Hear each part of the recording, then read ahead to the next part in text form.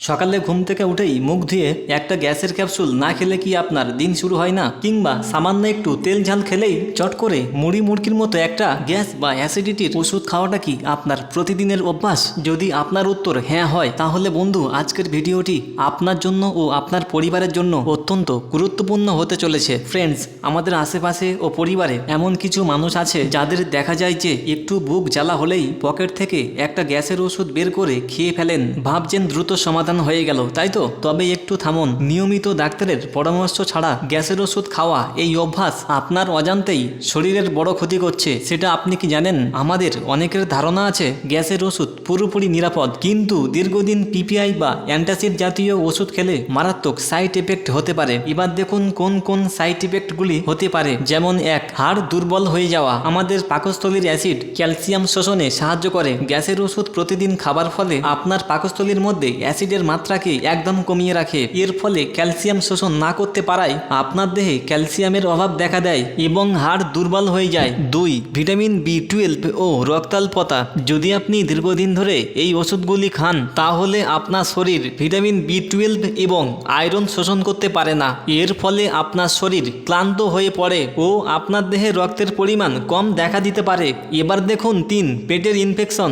দেখুন, পাকস্থলীর অ্যাসিড আমাদের রক্ষা কবচ। এই অ্যাসিড পাকস্থলীর ব্যাকটেরিয়াকে ধ্বংস করতে সাহায্য করে। এবার যখন আপনি প্রত্যেকদিন গ্যাসের ওষুধ খান, এর ফলে আপনার পাকস্থলীর মধ্যে অ্যাসিডের পরিমাণ কমে যায়। অ্যাসিড একদম কমে গেলে পেটে ক্ষতিকর ব্যাকটেরিয়ার সংক্রমণ খুব সহজেই ঘটে। এর ফলে আপনার ডায়রিয়া সহ অন্যান্য সমস্যা দেখা দিতে পারে। 4, কিডনির ক্ষতি। গবেষণায় দেখা গেছে বছরের পর বছর ডাক্তারের পরামর্শ ছাড়া অনিয়ন্ত্রিত ও নিজের মতো করে গ্যাসের ওষুধ খেলে কিডনির কার্যক্ষমতা কমিয়ে দিতে পারে। 5, রক্তের ম্যাগনেসিয়ামের ঘাটতি। দীর্ঘদিন পাকস্থলীর অ্যাসিড কম থাকলে শরীর খাবার থেকে পর্যাপ্ত ম্যাগনেসিয়াম শোষণ করতে পারে না। এর ফলে রক্তে ম্যাগনেসিয়ামের মাত্রা কমে গেলে শরীর অতিরিক্ত কাঁপা, অনিয়মিত হৃদস্পন্দন এবং পেশিতে হঠাৎ তীব্র টান সাথে খিঁচুনির মতো সমস্যা দেখা দিতে পারে। এবার সবথেকে গুরুত্বপূর্ণ যেটা 6 নাম্বার, রিবাউন্ড অ্যাসিডিটি ও ওষুধে স্থায়ী নির্ভরশীলতা।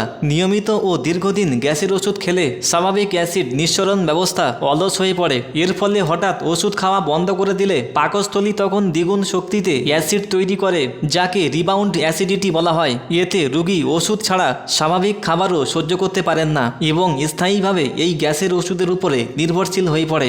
আপনারা জানলেন এই ভিডিওর মাধ্যমে গ্যাসের ওষুধ নিজের মতো করে সবসময় খাওয়াটা কতটা ক্ষতিকারক হতে পারে। তাই আপনারা নিজেদের মতো করে কেউ ওষুধ খাবেন না, অবশ্যই ডাক্তারের পরামর্শ নিয়ে তবেই খাবেন। বন্ধুরা, এই ভিডিওটি ভালো লাগলে একটি লাইক ও সাবস্ক্রাইব করুন। আপনার কোনো প্রশ্ন থাকলে নিচে কমেন্ট করতে পারেন। আজকের ভিডিও এই পর্যন্ত। দেখা হচ্ছে পরের ভিডিওতে। ততক্ষণ পর্যন্ত সবাই সুস্থ থাকবেন ও ভালো থাকবেন।